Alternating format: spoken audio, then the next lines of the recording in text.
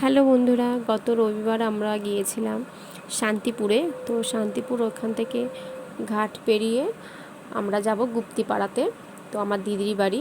তো পাশে দেখো সব গাড়ি টাড়ি সব পার হচ্ছে এই পার থেকে ওপারে। আর ওই জাহাজটা হচ্ছে কলকাতার জাহাজ। তারপরে আমরা চলে আসলাম ট্রলারে। তো সেখানে বসার জায়গা আছে, বেশ ভালোই বড় ট্রলারটা, খুব ভালো লাগছিল। আর দেখো গঙ্গাটা এত ঢেউ লাগছে। আর সেদিন পরের দিন ছিল অমাবস্যা। তো আর খুবই হাওয়া হচ্ছিল। আর আকাশটাও খুব মেঘলা। তো মনে হচ্ছিল এখনই বৃষ্টি পড়বে, কিন্তু সেরকম বৃষ্টিপাত হয়নি। আর মনে হচ্ছে যে আকাশের সাথে জলটা ছুঁই ছুঁই ভাব। আর আর সৃজিতা খুব এনজয় করেছে, এই প্রথম ও ট্রলারে উঠেছে।